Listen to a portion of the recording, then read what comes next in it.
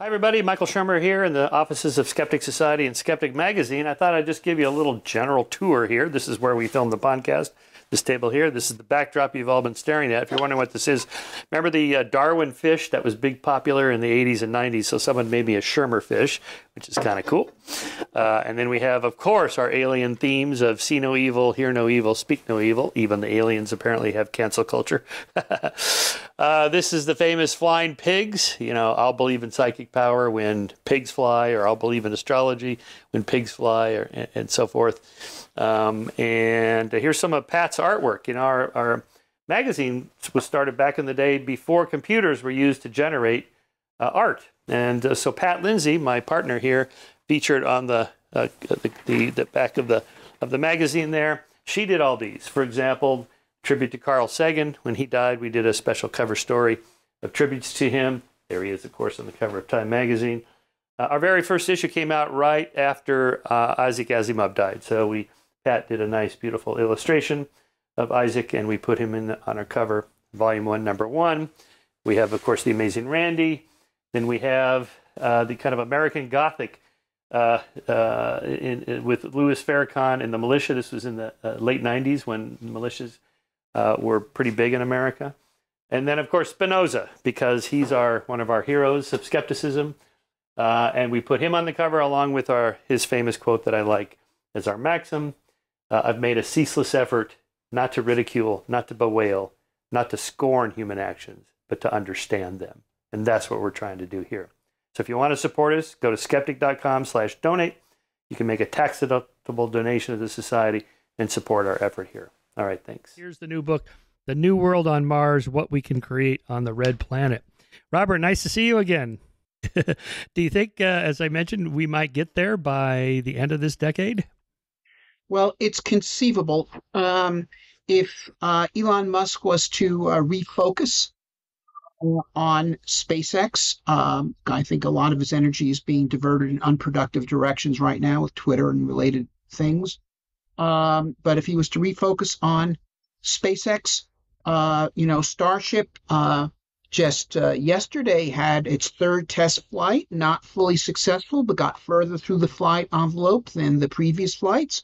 And they'll no doubt have another test flight in 2 months. And I'd give that one 50-50 on being fully successful. But if it fails, they'll have another one 2 months after that.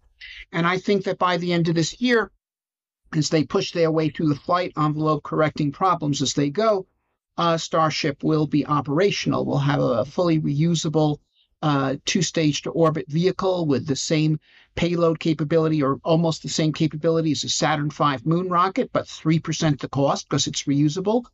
That's the primary thing. Now, it's kind of unfortunate we're not going to get a new president this year. We're being offered 2 used presidents to choose from. But we will have a new president in 2028. And by then, the Starships will have had a lot of experience and have demonstrated refueling on orbit and many other extra tricks.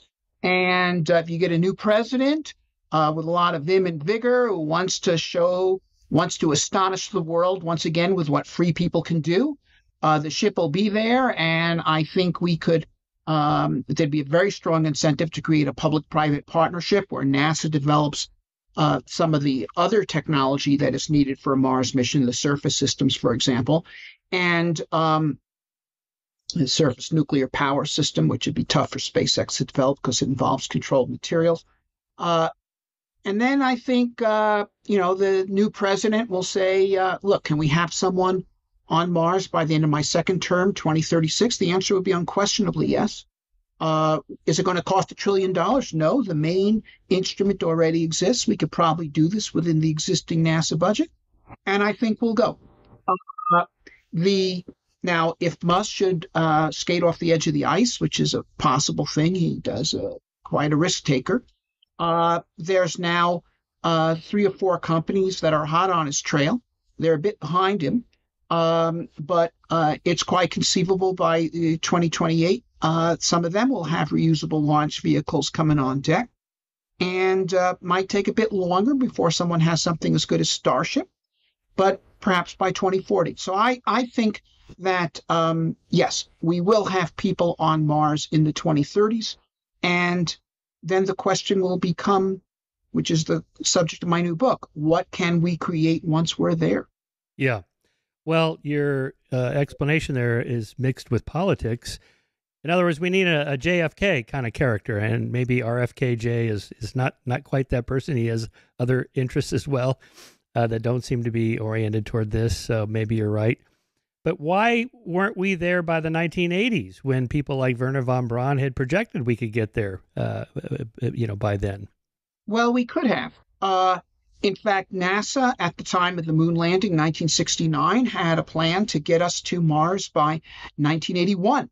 That is, humans to Mars by 1981. And it was an entirely credible plan. And the NASA of 1969 was an organization that could have done it.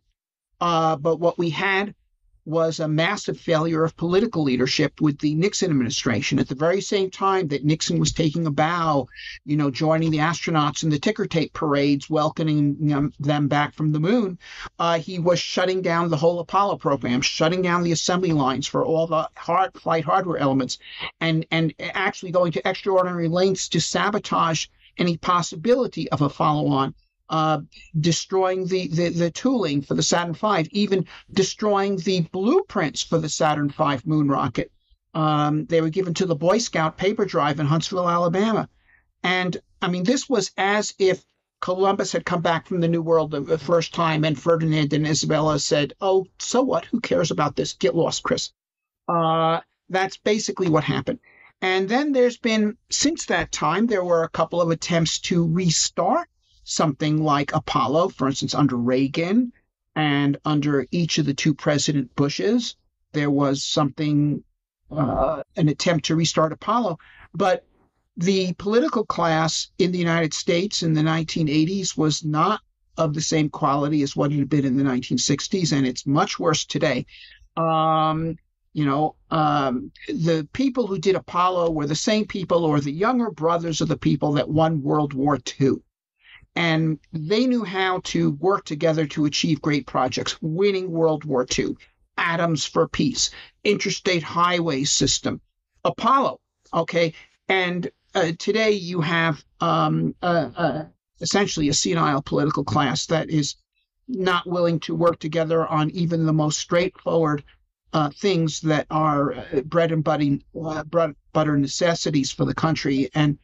But fortunately, the very problem of the growing senility of the political class has promoted an alternative leadership or has created an opening which has now been begun to be filled by the entrepreneurs like Musk, like Bezos, like the Peter Beck which is Rocket Lab. What Musk has done actually, I disagree a lot with his politics, but I have to give it to him in terms of his accomplishments on the engineering front, is he has not just developed some extraordinary space technology systems. The Falcons have cut the cost of space launch by a factor of 5 after it was stagnant for 40 years. And now with Starship, it'll cut it by another factor of 5. He's not just done that. He's proven a principle that it's possible for a well-led entrepreneurial team to do things in some very difficult technology areas like space that previously thought that only the governments of superpowers could do. And not only that, do it better, do it in 1/3 the time, at 1/10 the cost, and even do things that they had just deemed, oh, that's impossible, it can't be done. He's done it. And as a result, we now have an entrepreneurial space race going on, which is creating all sorts of capabilities that will allow us not just to get some explorers to Mars, but to even settle Mars. Yeah. Was the Saturn V rocket big enough to get to Mars, and therefore is the Starship rocket big enough to do that too? Yeah. In fact, I'm responsible for the development of a Mars mission concept known as the Mars Direct Plan, and which basically used 2 Saturn V equivalent vehicles to do a Mars mission. The first would send to Mars Earth return vehicle with no one in it, and that would synthesize methane oxygen propellant out of Mars water and CO2. Now you've got a fully fueled Earth return vehicle waiting for you on Mars. Then the second one would shoot out a habitat spacecraft flies one way to Mars, lands next to the Earth return vehicle. Astronauts use that as their house on Mars for a year and a half, and then when it's time to come back, they get in the Earth return vehicle, come home. Each time you do this, you add another habitat to the base, and before you know it, you got the beginning of the first human settlement on a new world. Now, this concept actually it was the point of departure for Musk's thinking on Mars. The Starship Mars mission plan also does direct to Mars with no on-orbit assembly and direct return from the Martian surface using propellant produced in situ. Okay. The specific vehicle designs are quite different, but the basic concept, avoiding the von Braun paradigm of creating orbital spaceports and on-orbit assembly and all this, and maybe a moon base too, and this and that, and flying off to Mars with everything you need for the round trip, and sending a little landing craft down to the surface and come back with all these different rendezvous. That was the previous paradigm. Mars Direct broke from that, and what Musk has done with his Starship architecture is designed basically a version of Mars Direct using reusable vehicles. What would land on Mars? In both, like in Mars Direct, you land the Starship on Mars. There's a two-stage stack. The lower stage only goes partway to Earth orbit, and then it returns and lands at the launch site, just like the lower stage of a Falcon 9 does today. The upper stage would make it all the way to orbit. Now, if you want to send that upper stage, what they call the ship, to Mars, you would have to refuel it in Earth orbit, and that would be done by additional Starship launches, and then you fly that to Mars. It has more than enough propulsive capability to fly out of Earth orbit and fly to Mars and then land on Mars. And it is equipped for reentry and landing because in its other mission profiles, for instance, in delivering stuff to Earth orbit, that ship that goes to orbit reenters and comes back to Earth. Now, there's an alternative version of this that I have urged on Musk, which is that he also creates a smaller Starship, one which is about the right size to be the upper stage of the Falcon 9. So that'd be much smaller. And you could put that within the payload bay of the big Starship, and you just lift that to orbit and shoot that off to Mars. You wouldn't need orbital refueling, and the amount of fuel you'd need to make on Mars to come home would be much less. Okay, the Starship has pluses and minuses. It's a very big ship. It can deliver an awful lot of cargo to Mars. And also, if you keep it on Mars, it's starter housing for a lot of people. It can transport 100 people to Mars. But as an exploration ship, it's excessive. You don't need to send to Mars on initial exploration missions 100 people. And it's really designed for settlement. Now, in that case, it is a very attractive vehicle. And now here's the thing about that. I think the Starship program is going to be successful.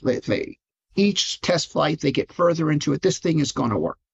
And then there's going to be copies. Okay, I happen to know right now that there are 5 companies in China that are working on knockoffs of the Falcon 9. 5. Okay, and one or more of them will certainly succeed because engineering is the same for everybody. And if how did they get the plans? Did Elon give them to them, or do they? No, they don't need to get the plans. They just need to see the concept and then start doing the math themselves. Yeah. It's like the atom bomb. The big secret of the atom bomb was you can make an atom bomb. Once that was clear, Stalin gave the scientists the resources they needed to make it. Once people saw that you can make a Falcon 9, there are investors saying, look, we can do that too, and they can. And if they see Starship working, there'll be people working on copying that. Now, here's the thing. The advent of reusable launch vehicles will introduce something else into the world that is quite new, and that is used launch vehicles. That has not been a thing up till now. You cannot buy a used Saturn V or a used Atlas. Okay, it does not exist. The rockets that you see in the Air and Space Museum were never used. That's why they still exist. But just as a used car can typically cost as little as, or even less than 1/10 the cost of a new car. Okay. Once there are used launch vehicles, there will be cheap launch vehicles around. And if Musk told me that he could build a Starship, that is the upper stage, the part that would fly to Mars, for $10 million, which means that either he or one of these copycat competitors would undoubtedly be willing to sell them for 20. And that means that sooner or later they're going to show up on the used market for 2. And if we can transport 100 people to Mars, $2 million divided by 100 people is $20,000 per person. So, that's a manageable sum. If a group of people want to fly to Mars, once there's a market in used starships, they could put together the money that allows them to do it. Oh, hell, people spend more than that just to go to Everest. Well, they do. And certainly, that's more than I've ever paid for an airplane ticket. But, for someone who wants to change their life, emigrate to a new world, that's a very manageable sum. It is, relative to today's incomes, a much smaller amount of money than was required to book passage to America in the 1700s. What's the time to get to Mars with the Starship, or what's the NASA one? Artemis, I think it's called. And Artemis is a moon program. They don't have ambitions to use it to get to Mars? Well, NASA may have ambitions to get to Mars, but that's not the Artemis. Artemis is a specific NASA program which is oriented towards the moon. Why? They've already done that. Yeah, good point. But be that as it may, to answer your question, it takes 6 months to fly to Mars with today's propulsion, and that would include a Starship. The minimum energy trajectory that requires the least propellant takes 8.5 months. But if you pour on a little bit extra gas, you can do it in 6. And for instance, Spirit and Opportunity, the Mars rovers, did it in 6. I believe Perseverance did it in 6. So this is not science fiction. You can do it in 6. We've done it many times in 6. And now, if you pour on even more propellant, you could go faster. But I would not advise that, and not merely because 6 months is sort of the knee in the curve where it starts getting expensive to go faster, but 6 months has a unique virtue in that it's the trajectory that if you don't want to go to Mars, if when you're getting close to Mars, you decide, hey, no, call it off. You fly past Mars, you go out to about 2 astronomical units from the sun. That is twice Earth's distance from the sun, and you'll loop around and you'll come back to 1 astronomical unit from the sun, Earth's orbit, exactly 2 years after you left, which means that the Earth will be there, which is a good thing if you want to come home. If you tried to get to Mars faster, you would actually loop out further into space, and it would take longer to come back, and the Earth would have gone past the meeting point. So even if I had a superior propulsion system, like a nuclear thermal propulsion system, instead of the methane oxygen chemical rockets that Starship uses, I wouldn't use it to go to Mars faster. I would use it to increase the payload, but still stay on the 6-month trajectory. Right. And then isn't there an issue with going faster? You have to slow down when you get there? Well,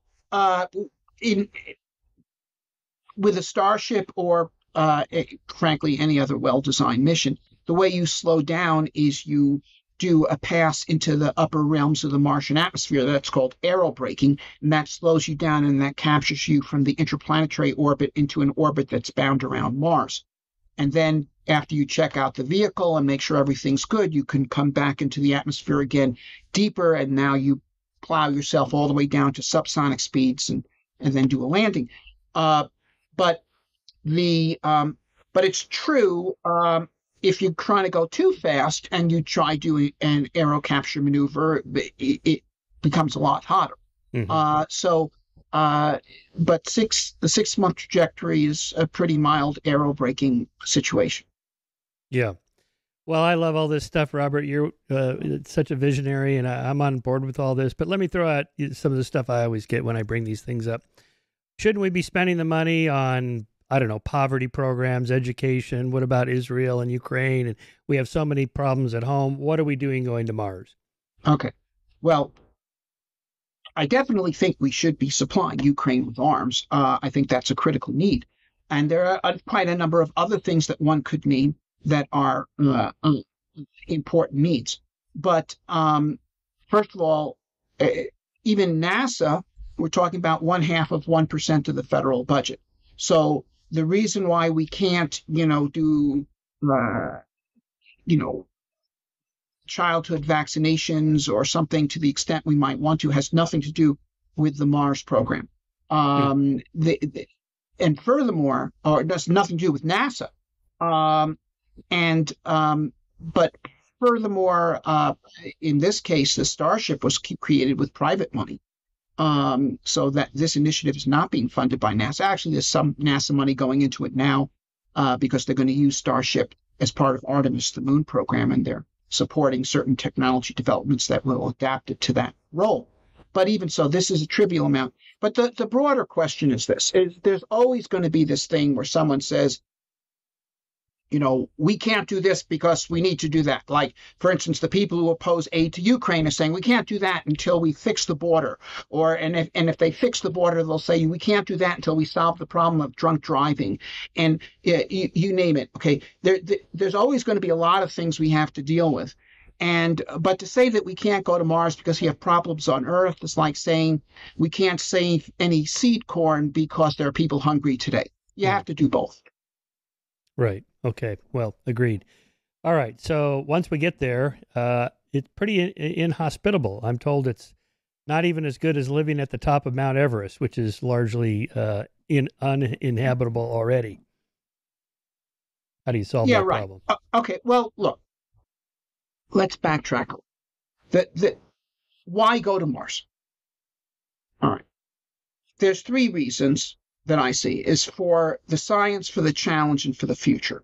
Okay, first of all, Mars is the Rosetta Stone for letting us know the truth about the potential prevalence and diversity of life in the universe. The early Earth and the early Mars really were duplicates. They were both rocky planets with liquid water oceans and a carbon dioxide dominated atmosphere. In other words, the physical chemical conditions were very similar. And so if the theory is correct that life develops wherever you have the appropriate physical and chemical conditions, then life should have appeared on Mars. And if we could find it there, if we now have 2 out of 2 examples where life emerges from chemistry, it proves that life is a general phenomenon in the universe.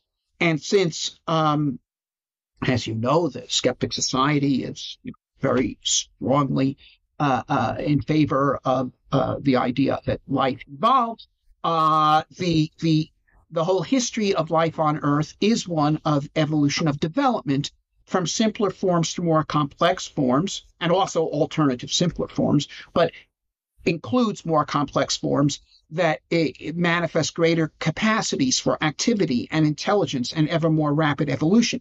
So that if life is everywhere, it means the universe is inhabited. It means we're not alone. This is extraordinary. This is something that thinking men and women have wondered about for thousands of years, and we're going to find this out by going to Mars. And we need human explorers to do it, because the kind of exploration that you can do with human explorers, both the fossil hunting and setting up drilling rigs that can reach down into the groundwater where there still might be life on Mars, which would be very important to look at to see if it has the same biochemistry as Earth life or an alternative biochemistry.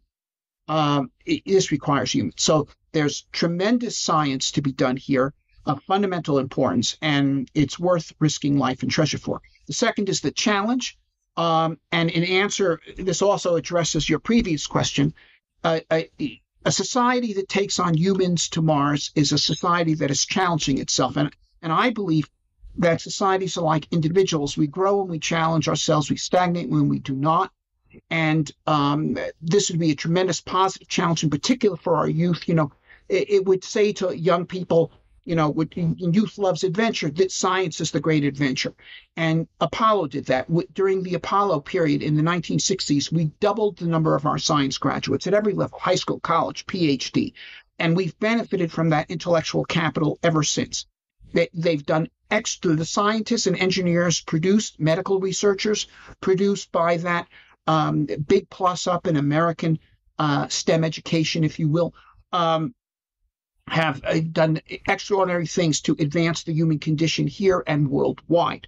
And I believe that if we did this today, it would have an even larger effect because science and engineering is much more open today than it was in the 60s, far more open, for example, to women and minorities than it was at that time. So you not just get a lot of little boy mad scientists making rocket fuel and robots in the basement. You get a lot of little girl mad scientists too, which is scary, but there you go. And the benefits, this is how we solve all these problems. We solve poverty. We solve healthcare.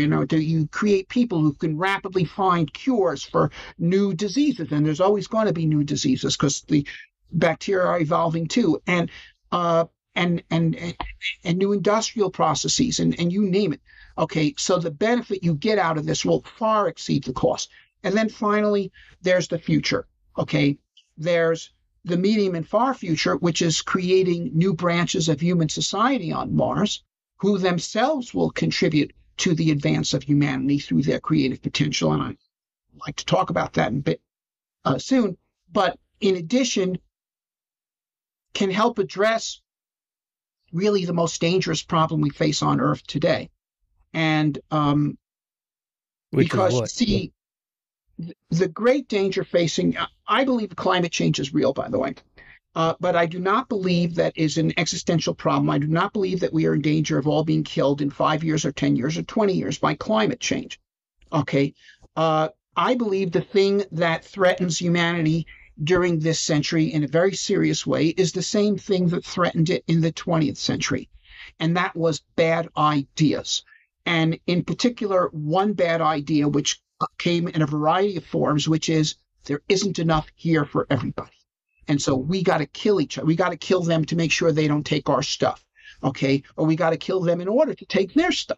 To slice it any way you like. World War I and II were not caused by climate change, nor were they caused by resource exhaustion or overpopulation or any of this. They were caused by the idea that resources were limited and therefore war is inevitable. And by the way, tyrants whose rule depends upon people believing that war is inevitable, because that conceit is the principal support for tyranny, the principal justification.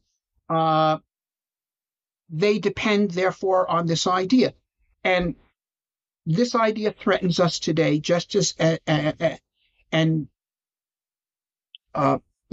happen to know for a fact, because I've spoken to them, that there are people in senior positions in the American national security establishment who believe that war with China is inevitable because there's 1.4 billion of them and they all start driving cars like us. There won't be enough oil in the world.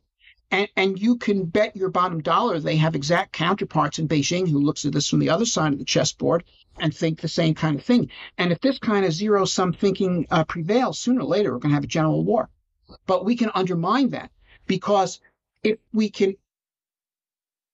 don't need to get oil from Mars, and someday we will get inventions from Mars, but even before we get that, if we simply get an understanding that the human future is not zero-sum, that by working together we can create planets so there's no need to kill each other fighting over provinces, we can undermine this dynamic. So there's the actual contributions that human civilization on Mars will make eventually, okay, but also even simply the idea of it, that it's understood that we are not, rats locked in a cage with each other with only so much food, and we better kill them in order to make sure we get it. Yeah, I think so that's a great argument. Why we need to go to Mars. Yeah. Those are all good arguments. Yeah, I always like to say we're never going to run out of oil, which always shocks people until I say, think about it economically from a supply and demand perspective. The last barrel of oil in the ground is going to be so expensive, no one's going to get it out of there. We won't run out. Even though we live on a finite planet, that doesn't mean we have finite ideas. and this is the problem. So do you think we could get to a post-scarcity economy, a Star Trek-like economy where there's so much wealth that those kind of issues are just taken off the table and everybody is taken care of? Well, yes, I do. I absolutely do. Look, the average per capita income in the United States today is about $50,000. 100 years ago, it was $5,000 in today's money. Yeah. The average income in the world 100 years ago was about $1,000. Today, it's 10. Okay. Um, and I believe that if we do what we should do in this century, which is use our inventive powers and also expand our inventive powers by creating new branches of human civilization, which will add their creative capacity, then a century from now, I believe the average income in the world can be greater than the current American income, and the American income will be even higher. Look, there's no such thing as a natural resource. There's only natural raw materials. It is human creativity that turns materials into resources. Okay, the uranium was not a resource until we developed nuclear power. Oil wasn't even a resource till we developed oil drilling and refining and things that could run on the product. You know, if you went to a meeting of the general staff of Napoleon Bonaparte and they were contemplating the natural resources of some country they were intent on invading, they wouldn't have even have listed oil, let alone uranium. In fact, they wouldn't have listed aluminum because it was unknown to science until 1820. Okay, and if you go further back, iron wasn't a resource till people invented kilns hot enough to smelt it. And even though iron is thousands of times more common than copper, humanity went for 3,000 years in the Bronze Age using copper, not iron, because they didn't have the technology to make iron. As soon as they did, metals, tools become 1,000 times cheaper. And even land wasn't a resource until people invented agriculture. So we create resources. Now, today, deuterium is not a resource. Okay. But there's as much energy in the deuterium in a gallon of water as the oil of 350 gallons of oil. Even rock, granite contains 2 parts per million uranium and 8 parts per million thorium, and the amount of energy in that little bit of uranium and thorium, in a kilogram of granite, it's 100 kilograms of oil of energy. So when you drive past mountains, you're seeing mountains of energy. So eventually oil may become harder to produce out of the ground. It hasn't so far. And there's a whole string of predictions one could name that since 1859, when they started drilling for oil, we're going to run out of it by 1869. Yeah, we're going to peak run out by oil. 1880. I've been hearing about peak oil since the Peak 70s. oil, 1972. Okay. Club of Rome said we're going to run out of oil by the year 2000. Oil reserves today are vastly larger than they were in 1972, let alone 1859, despite all of it that's been used, actually because of all of it that has been used, because the fact that we use it has given people incentives to develop new technologies to extract it. But we can go beyond oil, just as we went beyond horses. We didn't solve the problem of urban street pollution by making horses more expensive. We solved it by creating a more advanced technology that's far more capable than horses and much less polluting in real terms, far more healthy. And this is how it goes. And so we want to exercise our creativity, and that requires freedom. If you think resources are limited, you're led to the conclusion that freedom should be suppressed. So you can suppress human activities and numbers and so forth to preserve this limited quantity. So this idea of limited resources is both antithetical to peace and antithetical to freedom. But if you understand that it is human creativity that creates resources, then in fact, you want to maximize freedom, and you can conceive of a future in which all nations are friends because inventions made anywhere ultimately become used everywhere. Why is the standard of living in China soared over the past 30 years? Well, mostly because of inventions that have been made in the West. Things that use electricity or internal combustion engines and, cyber technology, all this. But how did the West have its industrial revolution? How did it have its renaissance? Because of inventions like paper and printing that were created in China. So it is not true that the nations of the world are in a struggle for existence over limited resources, and may the superior races win, a la Adolf Hitler, National Social Darwinism. Rather, the case is that we are a family of nations, or somewhat disorderly family to be sure, but engaged in a joint product to expand the human horizon. And now we have a chance by going to Mars to expand the family. And here's the thing about Mars. Mars cities will be composed largely of technologically adept populations in a frontier environment where they're forced to innovate in many areas. Those innovations will be essential to succeed on Mars. They will also greatly improve life on Earth. Okay. And the analogy that I would give here is America. Okay. America was settled by a population that, relatively speaking, was technologically adept. If you look at the records of the British of who was on the ships coming to America during the late colonial period, and there's a book about this, of Voyages to the West by Bernard Bailyn. They have records. And interestingly, it's not predominantly farmers or city people. It's people like carpenters and blacksmiths and stonemasons and so forth. And there's a reason for that, because a lot of building going on in America. They're building new towns and so forth. But this led to this, in combination with a culture of freedom and literacy, led to a culture of tinkerers. Okay. And the American inventor, the American gadgeteer, actually becomes one American stereotype. And you even get magazines like Popular Mechanics, established, I think, like 1830, to support this growing culture of backyard inventors. And you get inventions. And, the British invented the steam engine, and they were using it to pump water out of coal mines. And if you're pumping water out of coal mines, you got a lot of coal right there, and you don't need a particular lightweight engine or anything of the sort. Americans invented the steamboat. Okay. In fact, the first steamboat was called the Perseverance, just like the Mars rover, and it was demonstrated to the Constitutional Convention in 1787. And the first commercially successful steamboat, the Claremont, was a little bit, I think, around 1810.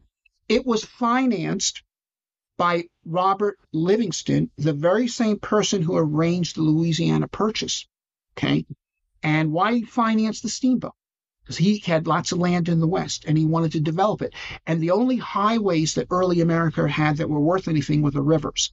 And sailboats don't really do very good on rivers. So steam applied to boats. Now, to make steam work well on boats, you had to go to more compact, high-pressure steam engines, which are more efficient. They use fuel more efficiently. They're lighter weight, more power in the package. And so the development of steamboats drove the development of compact, high-pressure steam engines, which after a decade or two of further development leads to engines efficient and compact and powerful enough to drive railroads, which then become, of course, the transformative invention of the 19th century, railroads.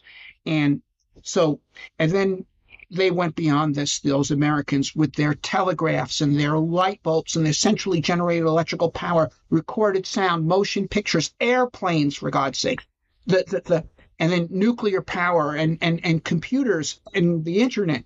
And so, this is how we've benefited the world. Okay, really. Of course, we Americans, we benefited by being able to come here, but only a tiny percent of Europeans or Asians ever made it to America. Most stayed home. But everyone's benefited from these inventions. Now you look at Mars. Mars is going to have all sorts of technological frontiers to confront. They're going to need to have far more efficient methods of producing food because of limited greenhouse agricultural acreage. They're going to have a tremendous labor shortage, which is they're going to be virtuosos in artificial intelligence and robotics, and they're going to want new sources of energy. They're going to have much more advanced nuclear fission reactors, the breeder reactors, and they're going to want to make fusion a reality because here's the thing: Mars, deuterium, which is the fuel for fusion reactors, is 5 times as common on Mars as it is on Earth. And the most energy intensive step of extracting deuterium from light hydrogen is water electrolysis. And a Mars colony, there's always a critical step in any recycling space life support system where you electrolyze water. So the Mars colony, by its own necessity, will be electrolyzing a huge amount of water every day, liberating hydrogen from water, exposing that hydrogen to isotope separation. Fusion is the natural technology for Mars. And while there's interest in fusion on Earth, there's no urgency. Okay? There's no urgency. We got fossil fuels. We also have a gigantic industrial base that can mine uranium and do uranium isotope separation and so forth, and so on. But Mars, this is the Martians are going to want fusion power, and I think they're going to deliver it, just like those Americans delivered the high-pressure steam engine. That's a great soliloquy there, Robert. I love that. Do you have a sense of why we didn't have electric cars till this century? Weren't there? I read that there were more electric taxis in New York City in the 1920s than there were gas-powered, or it was pretty close. The conspiracy theories are, the oil companies squelched the inventions or whatever. But isn't it more likely just the battery technology wasn't there, or sure. The incentive to solve that battery problem was not there? Yes. Now, the inventor of the electric car was Thomas Edison, because he also invented the rechargeable battery, which is the essential technology needed for electric cars, as well as more efficient electrical motors, which he also invented. Edison's incredible; it's 3,000 patents. But yes.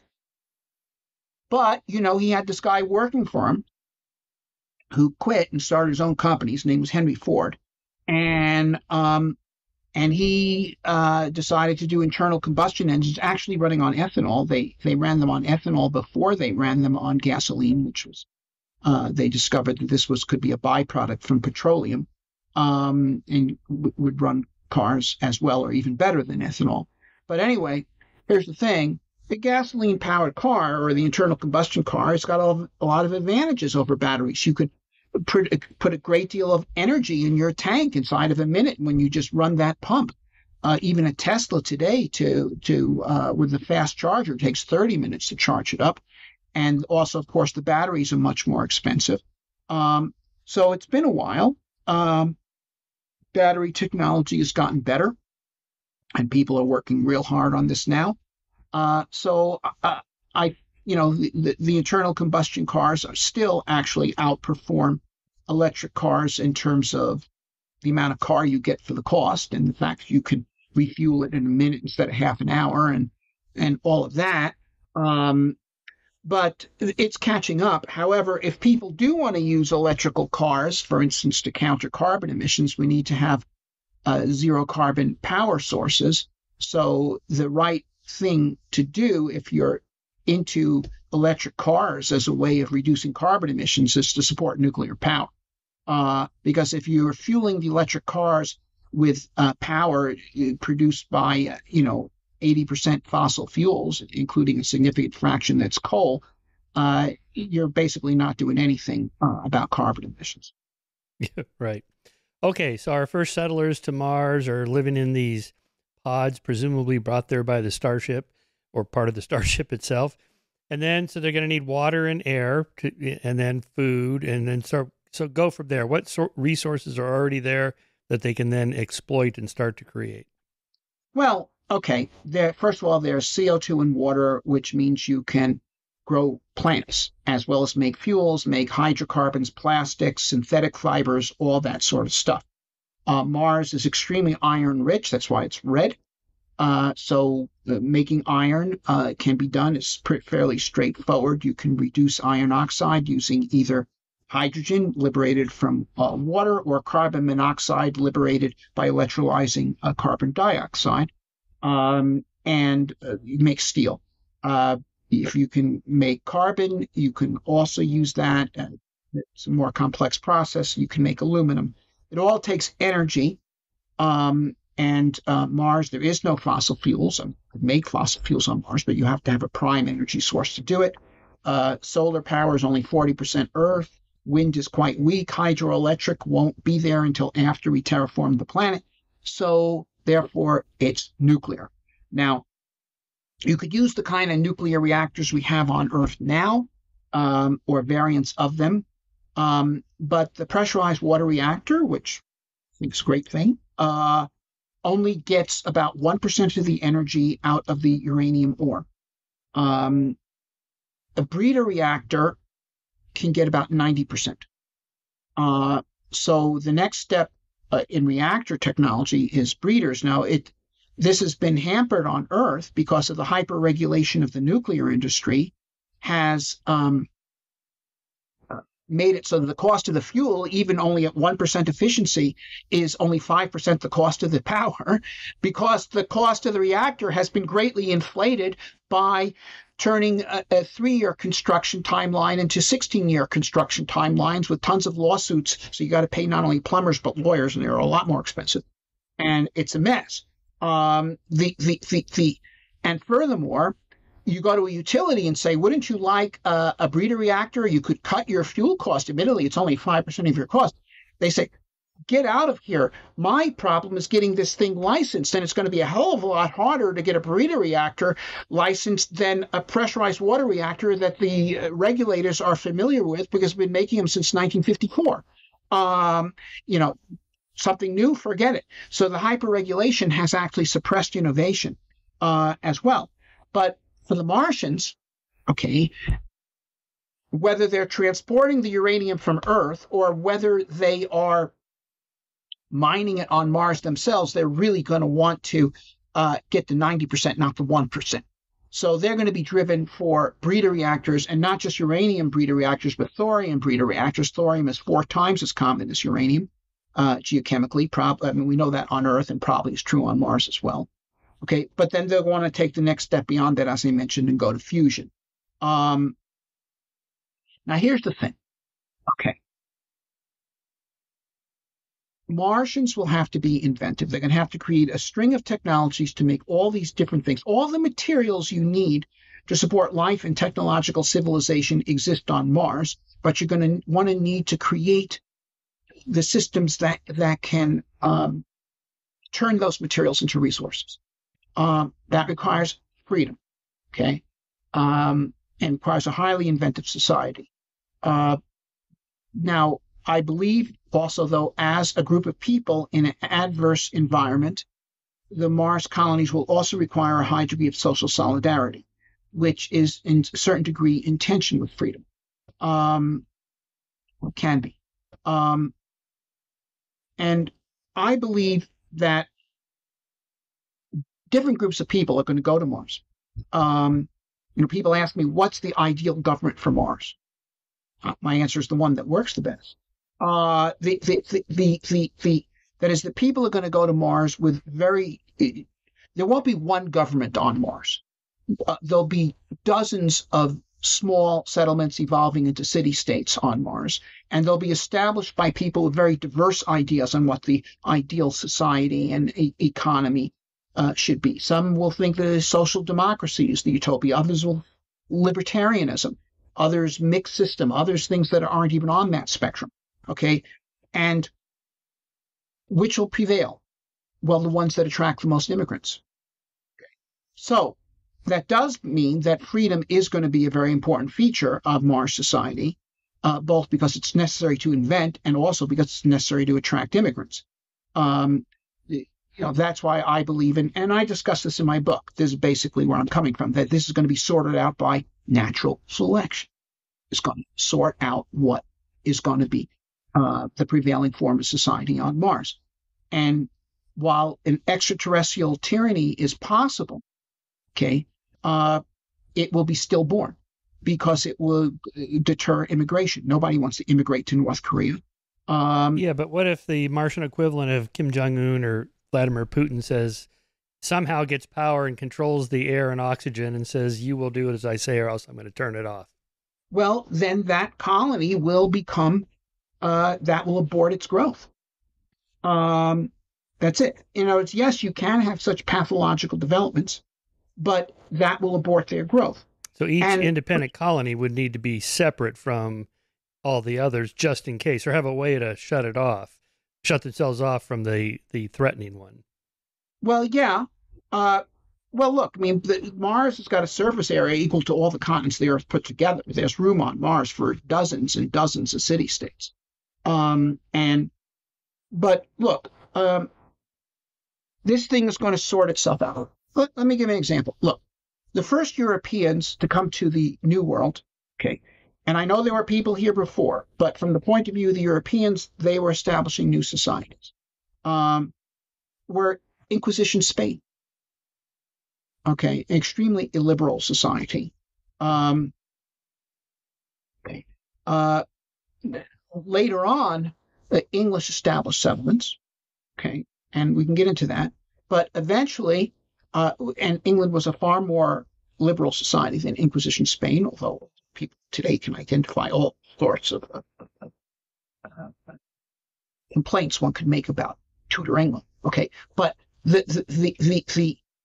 if we flash forward to the 1800s, when we're independent, okay, all the immigrants are coming to, not all, but a very large majority of the European immigrants are coming to the United States, not to Mexico, not to the Caribbean sugar islands. And within the United States, they're coming to the north, not to the south. Okay.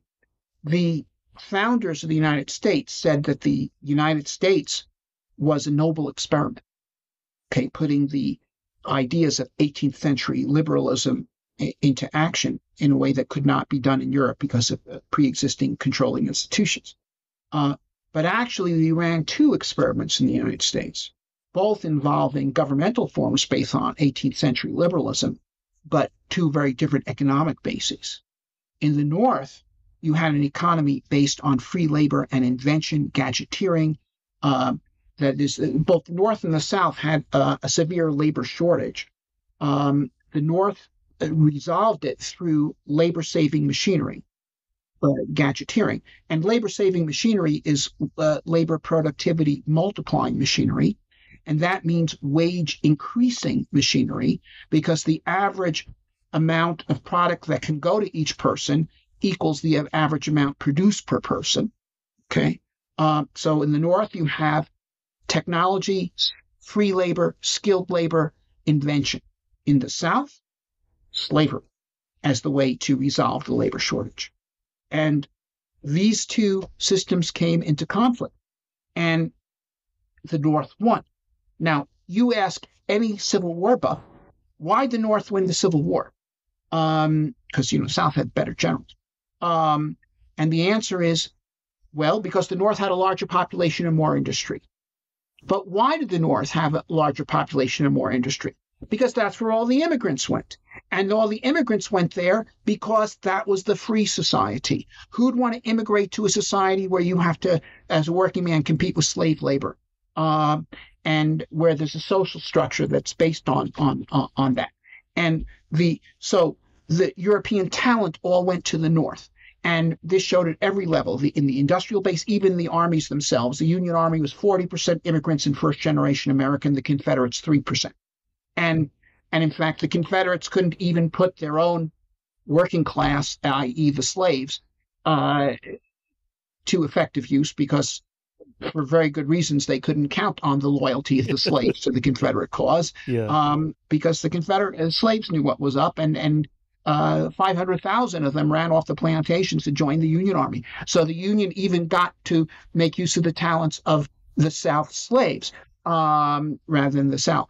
By the way, do you have, just parenthetically speaking, an opinion on the idea, this kind of an economic argument, that slavery would have ended by the end of the 19th century anyway without a war, just because it would have fallen into disuse as a economic resource and power? I don't know about that. um, it's counterfactual history, and it's not clear to me that that's true at all.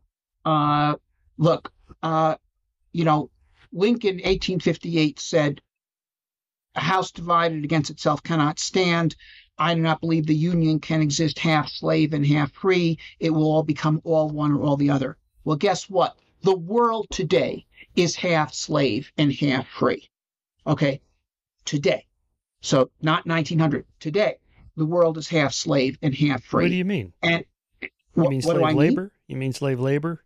I mean that half of the population of the world, or some other large number of that, exists under governmental forms that deny human freedom, that deny even a fundamental right to life. In Russia, the government can murder you if they disapprove of you, or if they just want to terrorize your neighbor by murdering you.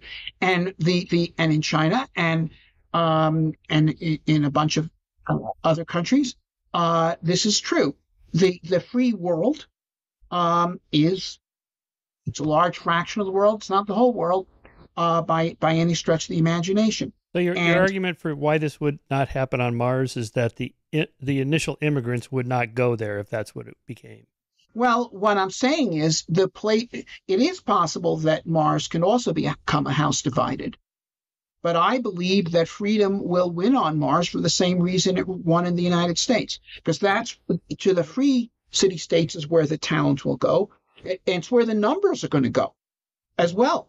That is, the more people will go there, and certainly the most talented people will go there. And the people that do go there will have greater opportunity to exercise their talent.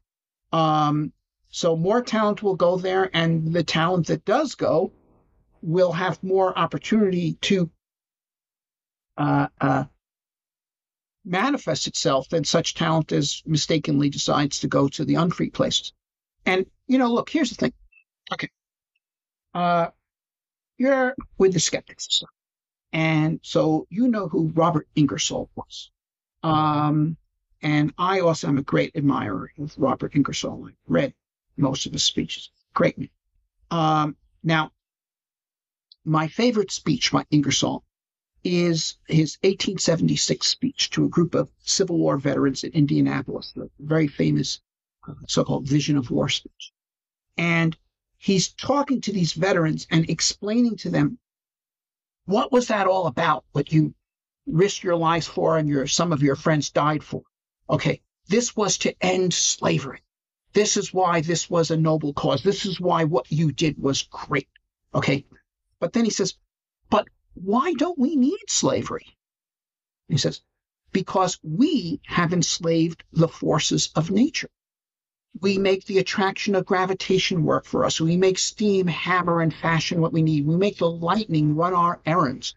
Okay, the forces of nature are our slaves, and so we do not need chattel slaves. The forces of nature have no backs to be whipped, no hearts to be broken. Okay, he says, but then he goes on. He says, but where did the machines come from? They came from freedom. They came from free labor. Slave labor never produced any of these machines. They were all produced by freedom.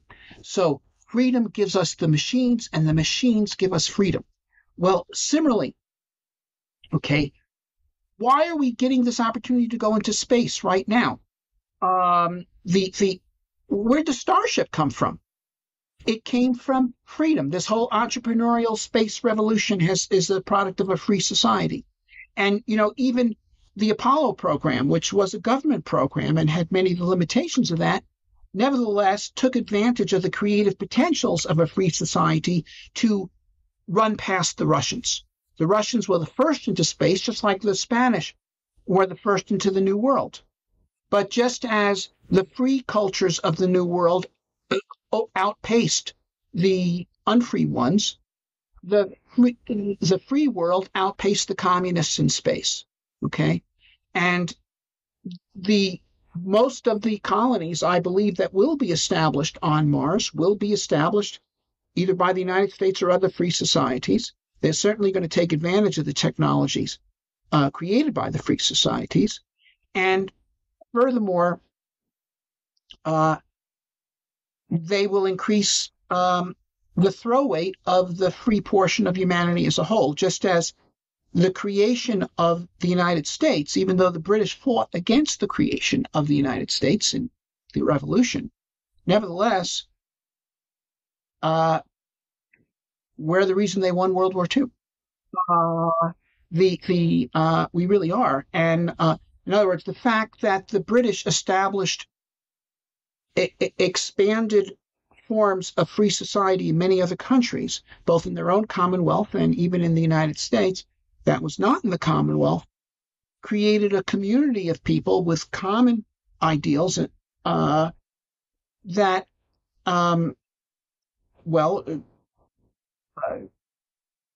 led to the victory in World War II. And so the expansion of the free world to Mars, additional members of the family of free nations, will strengthen the community of freedom overall, both through its inventions and just in every way. Yep.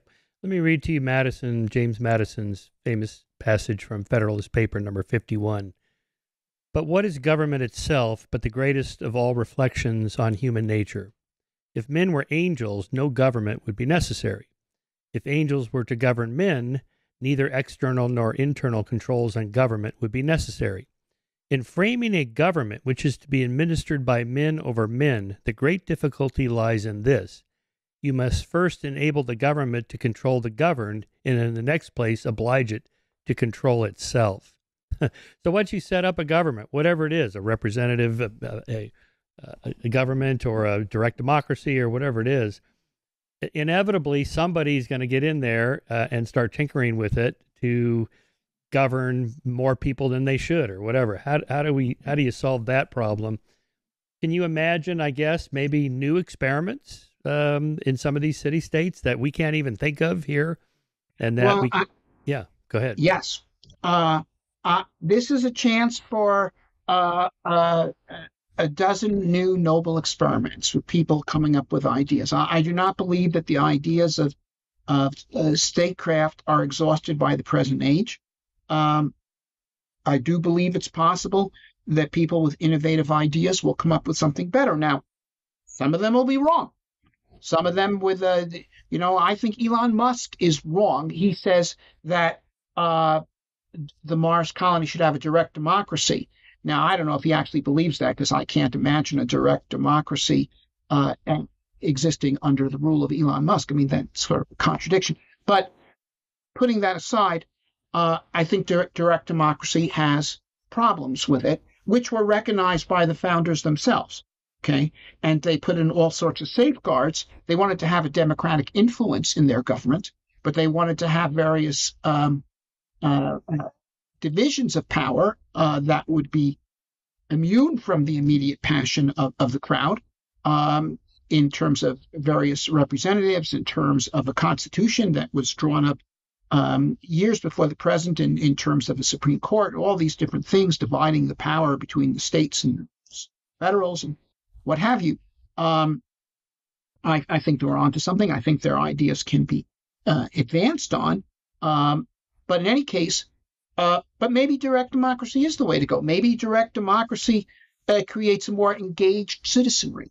I do think we need to have an engaged citizenry. Yeah. I think we need to have people who view history and politics not as spectator sports, but as something that is that they need to be involved in. I think one of the reasons for the decay of democracy in America is that we don't have political parties in the way that we once did, with local Democrat and Republican clubs where people would go and actually participate and do this sort of thing. It's become more of a spectator sport. I think that is pathological. I think the example of the New England town meeting, which, by the way, de Tocqueville cites in his book Democracy in America as saying this is the school of democracy. Okay, and it is. And so the Martian colonies that succeed will have to have something that creates and maintains an engaged and intelligent citizenry.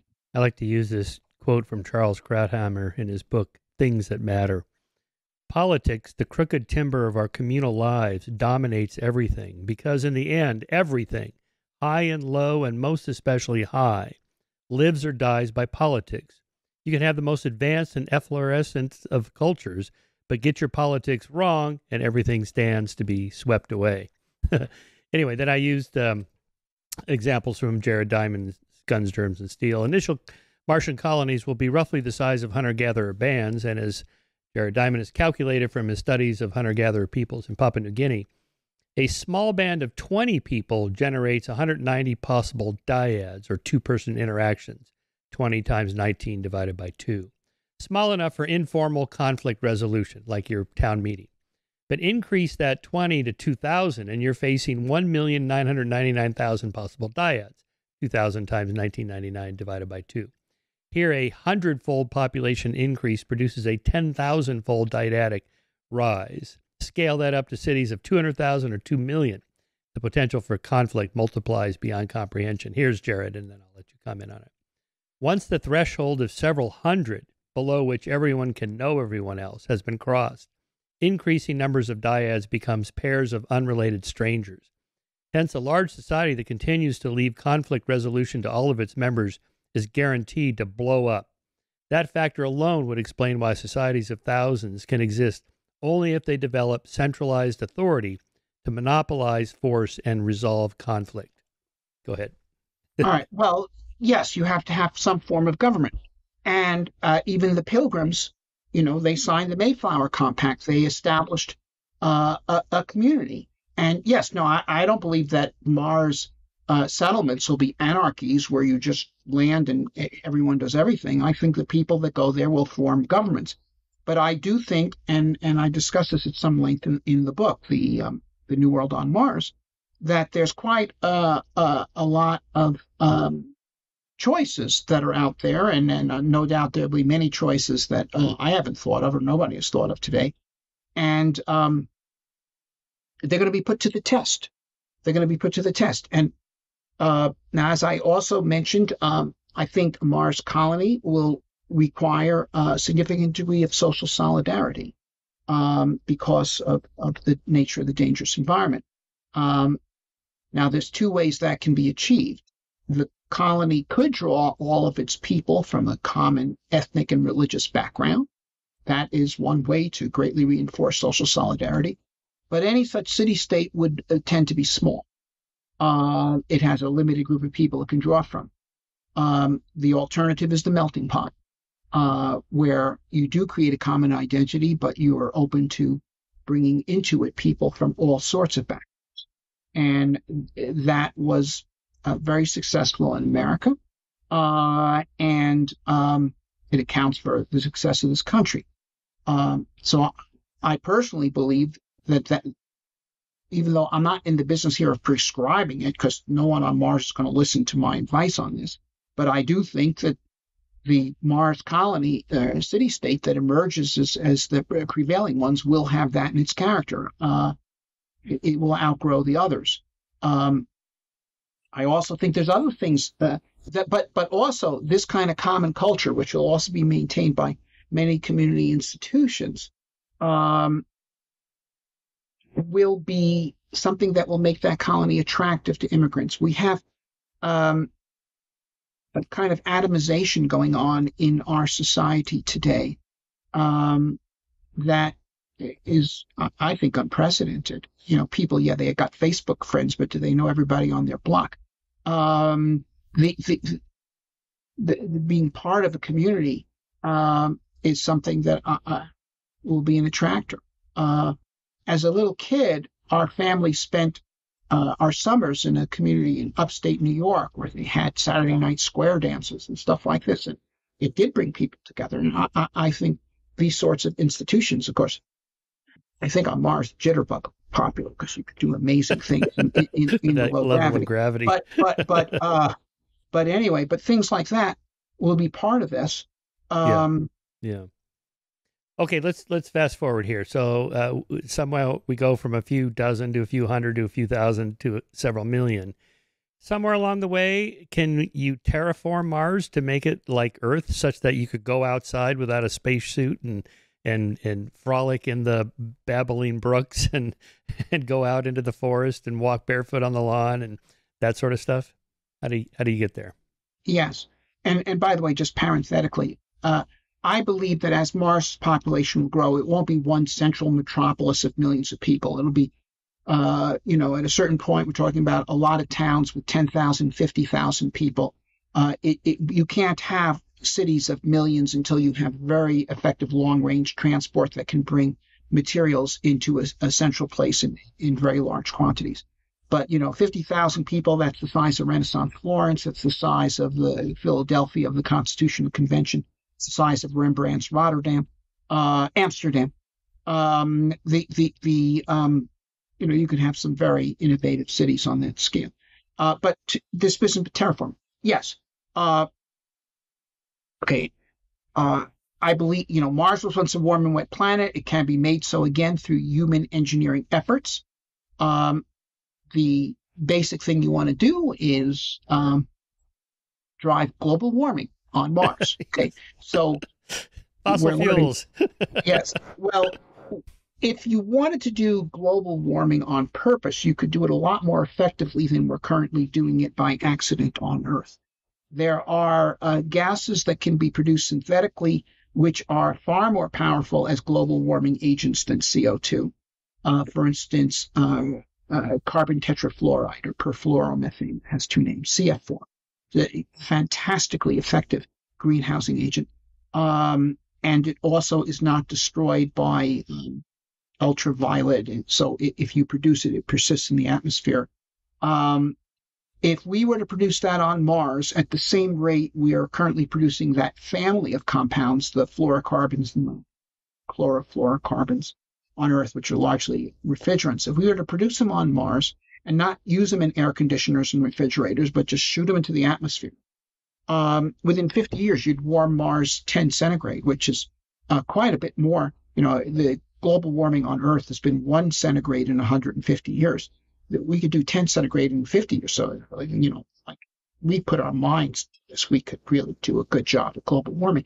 And if you did that, that would cause massive amounts of carbon dioxide that's currently soaked into the atmosphere to outgas, which would thicken the atmosphere and also add to the greenhouse effect and increase the pressure.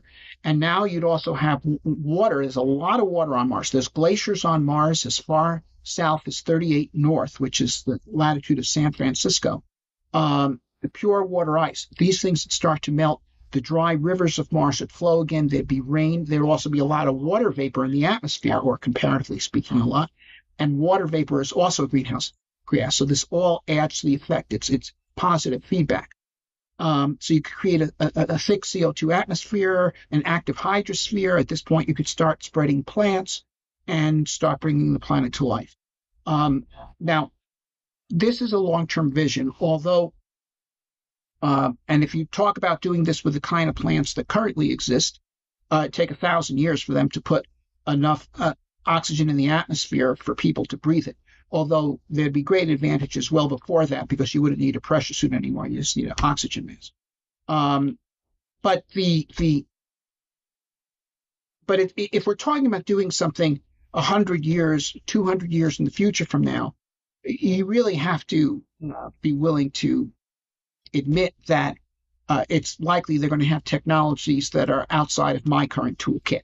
And so, for example, current plants, the chloroplast is 4% efficient, and the wheat field is 0.2% efficient. To do genetic engineering to make them 10% efficient would greatly accelerate this process of oxygenating Mars. But there's another aspect to this, which is I believe that this vision that I've just stretched out for you of a living Mars will be one that be widely held on Mars, that this is a vision of the future. This is something that we can create. And so it's a vision that's going to be there, and as various steps of it start to happen, such as the initial warming, for example, and you start seeing these changes, the atmosphere is thickening, things are changing.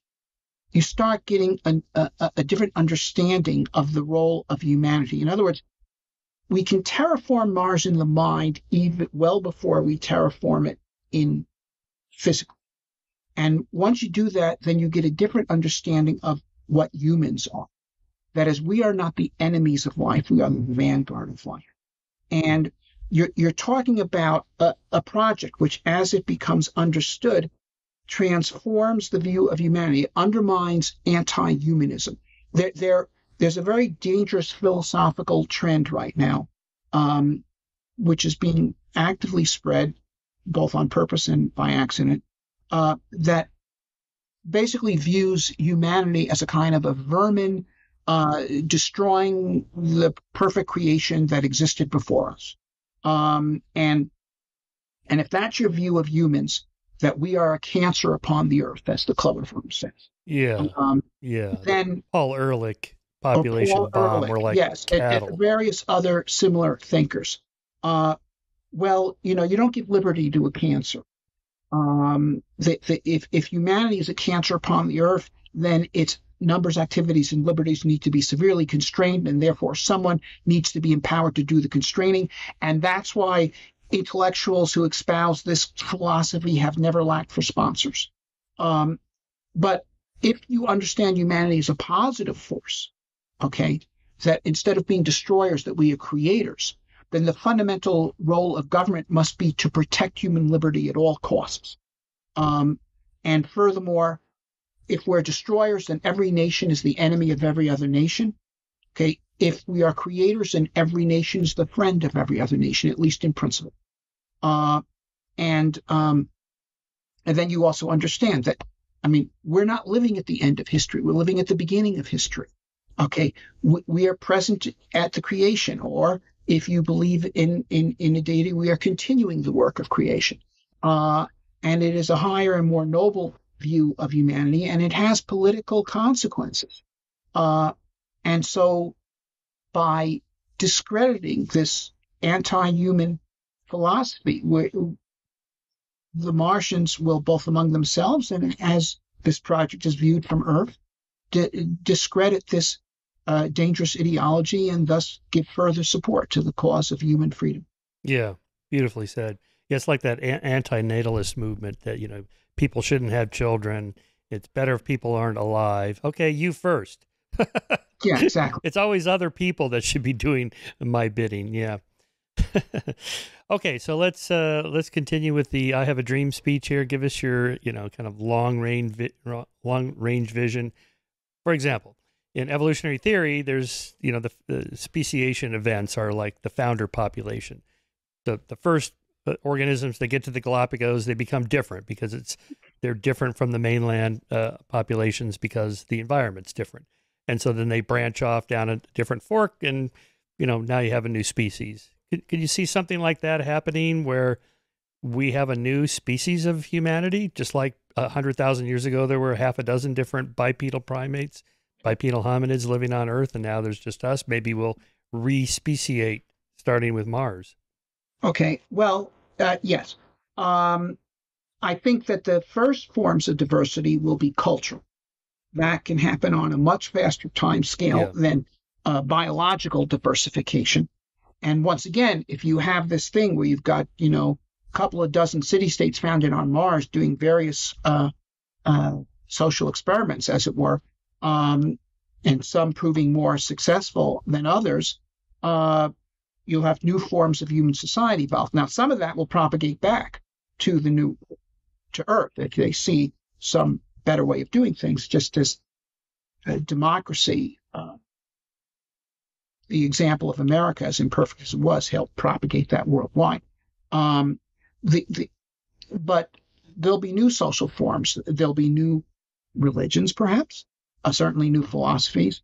But also, yes, look, if your species moves into a new environment that is novel, it will tend to adapt biologically. There are different optimization criteria. If you move into a colder climate, the animal will get more fur, so forth. Okay, if you look at human physiology, we are adapted to one gravity. That's So we have a build that is optimized for that. Uh, on Mars with lighter gravity, one might suppose that people will grow taller and thinner and more lightly built. And at a certain point, people from Earth will and Mars won't view each other as physically attractive because they have diversified, and so that will enhance speciation. And look, people are going to go past Mars.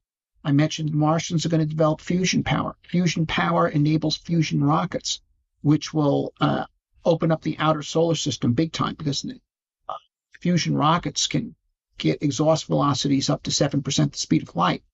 Although that's not necessarily an optimum for an interplanetary rocket, but still much higher than chemical rockets. And we're talking about enabling not only mining operations in the asteroid belt, and one key economic support for Mars, in addition to exporting IP to Earth, would be supporting mining in the asteroid belt. Mars is well positioned for that. But there'll be colonies of people go further out and eventually to the stars. Because, yes, if you have a rocket that has an exhaust velocity of 7% the speed of light, you probably can engineer it to achieve 10% the speed of light, which is an entry capability to interstellar travel. And certainly once people go to other solar systems, they will diversify genetically. Also, I think people will diversify genetically for another reason, which is you take this idea of genetic engineering of people. Okay. Now, some people view this as a repugnant idea. Okay. Some people view it as an attractive idea. How can you deny the people the benefits of engineering ourselves to be healthier and so forth? Now,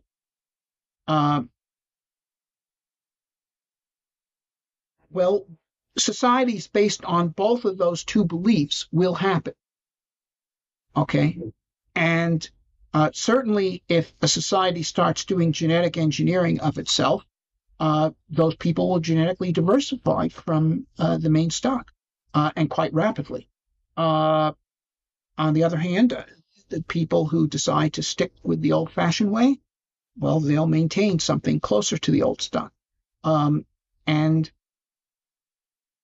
there's arguments that can be made. I'm sure you've heard arguments as to why, for all the technological advantages, genetic engineering of people might offer, it could lead to pathological forms of society. And maybe those people are right who say that. Who knows? We'll see. But but we're going to see both. We're going to see both. Yeah. And all sorts of other things. You take things that are going on now, where and people have certain ideas about gender identity, for example.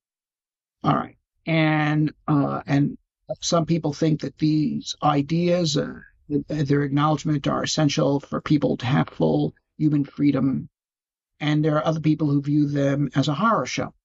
And, well, we'll see which leads to the more successful forms of society. We'll see. Lots of experiments that could be done. Yes. in new locations. All right, How long does it take for one of these starships that could go 7% the speed of light to get to, say, Proxima Centauri? Or wherever you want to go? Well, if you're going at 7% the speed of light, it would take you about 55 years to reach Proxima Centauri. Okay. That's a bit of a trip. That's a long time to sit inside a spaceship with your seat tray, with your seat back and tray table down. Yeah, no. If you're going to do that kind of thing, you probably want a rather large ship. You want something a lot bigger than, Musk's Starship. But that'll come. So interstellar settlement's a bit off, way off. But, here's the thing. We become spacefaring. We're going to be capable of all sorts of other projects, including, for example, the construction of gigantic telescopes in space. Okay. far beyond Hubble or Webb or anything like this. And I think this will give us the capability to make new discoveries in physics. The history of physics, a great deal of the breakthroughs in physics have come through knowledge gained through astronomy. Classical physics, Kepler's laws leading to Newton's laws, electromagnetism, relativity, the nuclear fusion, and black holes is all discovered through astronomy. And if we get vastly superior astronomical capabilities, I think there's new physics to be discovered out there. I do not believe that the physics that we have today is complete. I'm not. I don't have a pet theory of my own as well. If you just acknowledge this, then here's my unified field theory. But look, we cannot account for the origin of the universe. Our physics says that matter energy cannot be created or destroyed. Yet, here it was. Actually, there's a book called The End of Everything. But the one Wait, thing whose book is that?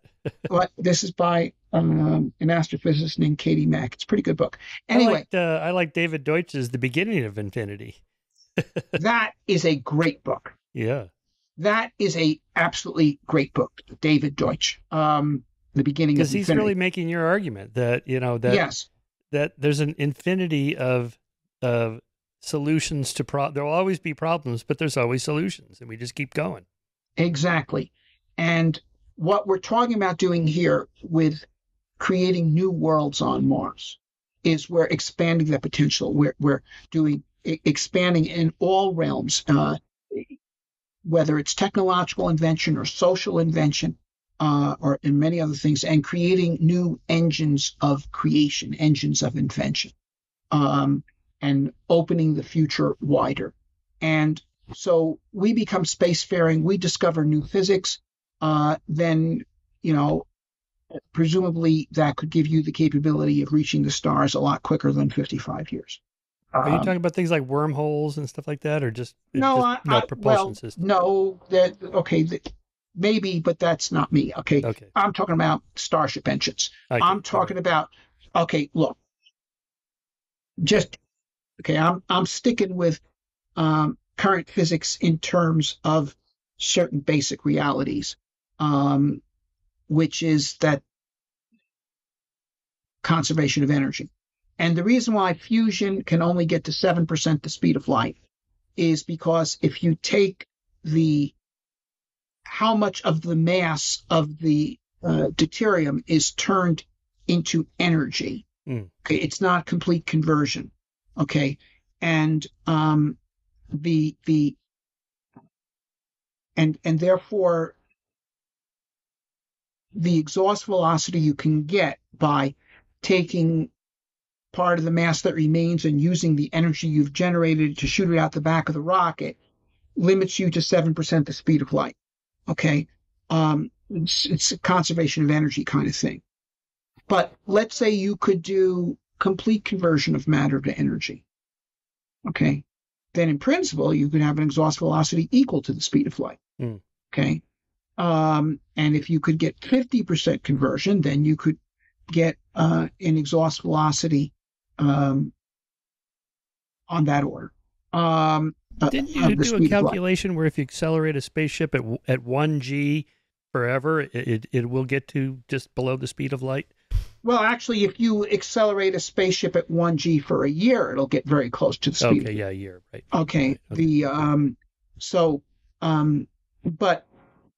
But you have to have the energy to do it. Yeah. So if there's a way to convert matter to energy at much higher efficiencies than we can do in a fusion reaction, then there's ways to get spaceships that could get not 7% the speed of light, but 50, 60, 70% the speed of light. And now you're talking about reaching Proxima Centauri, in a decade or so. This kind of thing. Yeah. So I think that is out there. I don't know how to do it. But once again, the current physics that we have cannot account for all the phenomena that we see. Yeah. So there's other physics out there.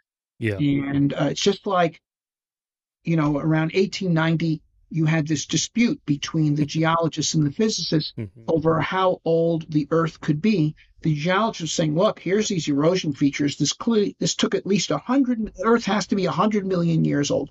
And also the theory of evolution, the time scales required to create all these different species over time required millions of years.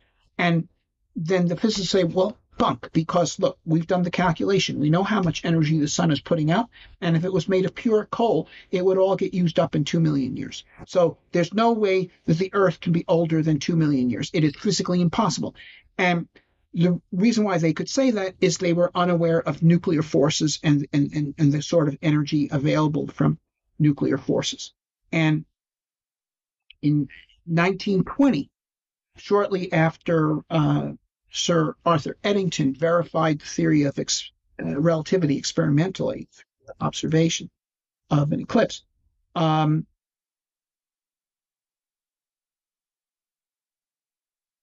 It was Eddington who then said, we now understand where this energy of the sun is coming from. It's coming from nuclear fusion. Because, well, it's discussed in my other book, The Case for Nukes, exactly. But it'd take us a bit afield. But anyway, there was a force of nature and a source of energy that surpassed chemical energy, and they were unaware of it. Yeah. Well, I think there are potentially sources of energy that surpass those that we're currently familiar with. Yeah. And that's why I believe that ultimately we will be able to reach the stars. But I think it is a spacefaring humanity, both because of the actual things that we'll be able to build in space, but also because of its orientation of continuing to pursue the search for truth through science. That will make that discovery. We would need that to get to other galaxies because they're expanding away from us faster than chemical propulsion rockets can take us there, right?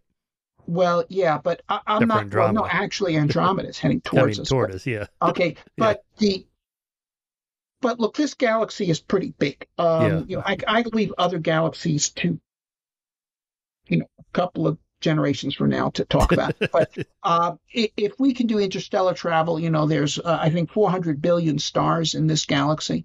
Yeah, that's enough. And according to data from the Kepler Space Telescope, 20% of them have Earth-sized planets in their habitable zone. So that's 80 billion stars with Earth-sized planets in their habitable zone in our own galaxy. That provides that'll keep us busy for a while. For new worlds for humanity.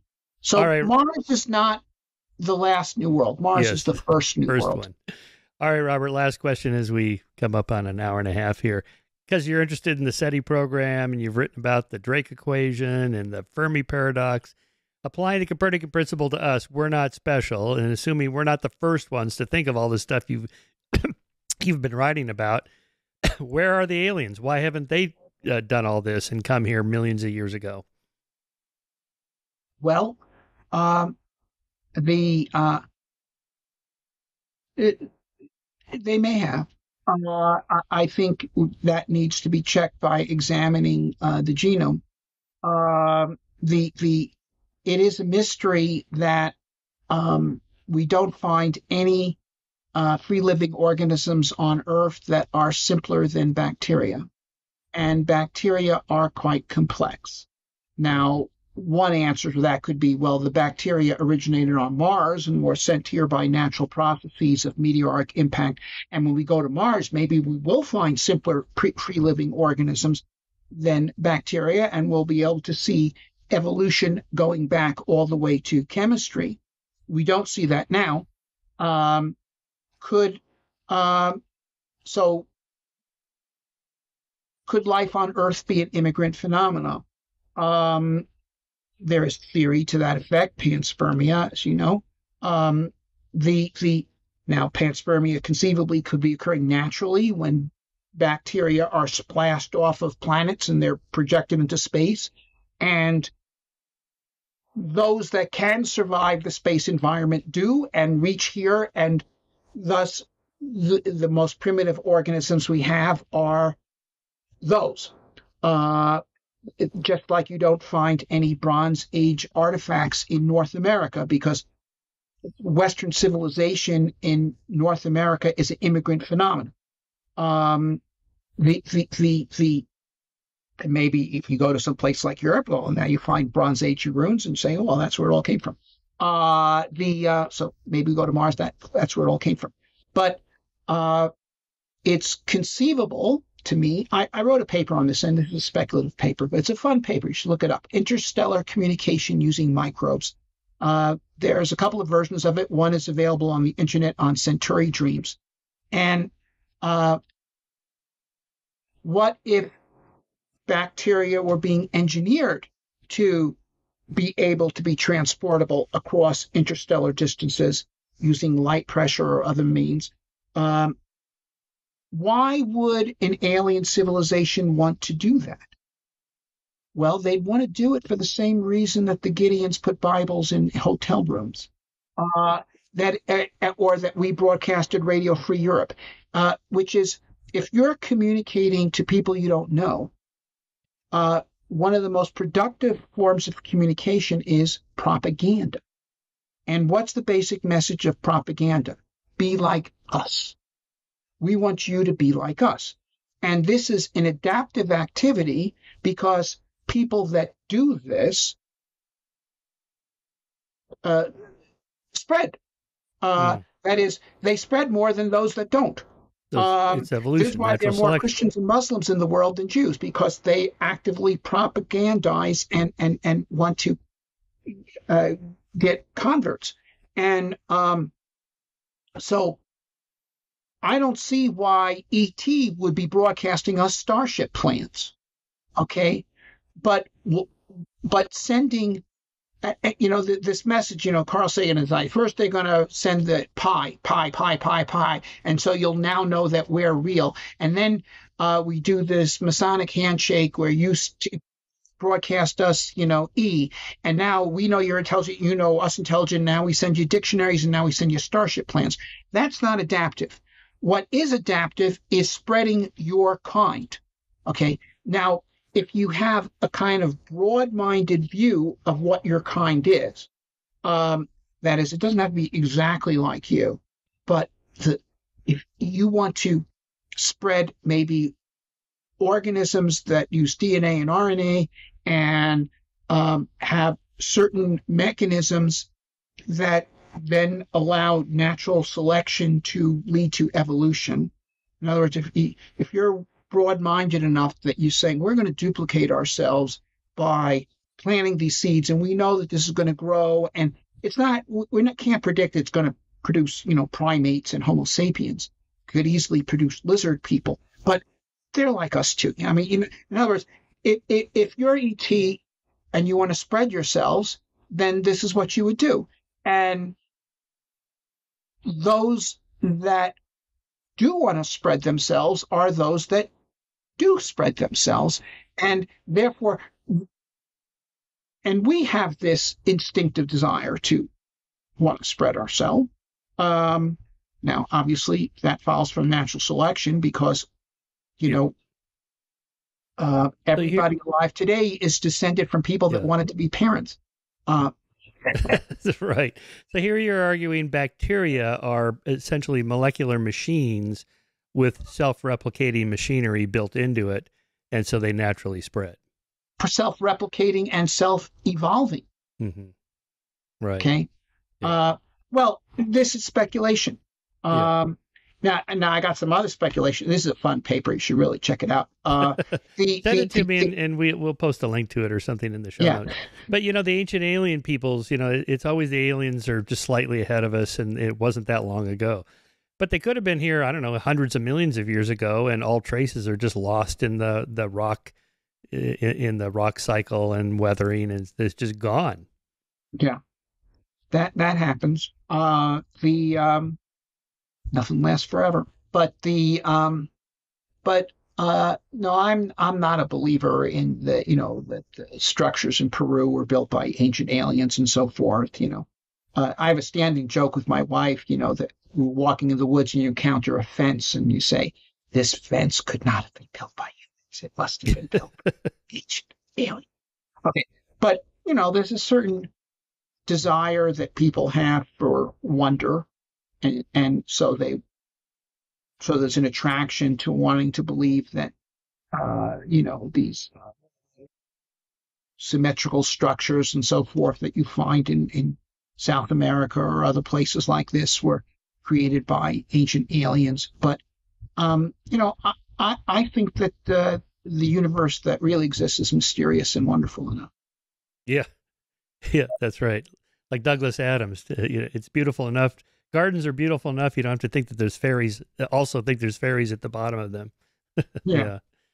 Yeah. All right, Robert, that's good. That's a good place to end. You are, again, my favorite visionary. You're just like a science fiction writer, except your stuff is science fact, or at least Right. based. Now, one more thing I'd like to mention. Yeah. Okay, so first of all, the book is The New World on Mars. Yeah, What can here it we is create again. on the red Right, planet? there it is. All right, get And your copy. the It's out now.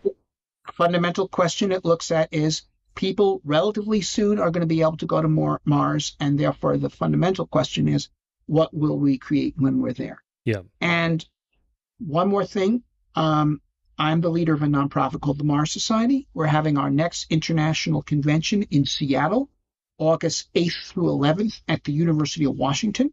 Oh, nice. And if you want to find out more about Mars or have something to say about Mars, because there'll be a call for papers put out very shortly, you should come. And Pacific Northwest in August, you can't beat it. That's right. All right, we'll put all that in the show notes, Robert.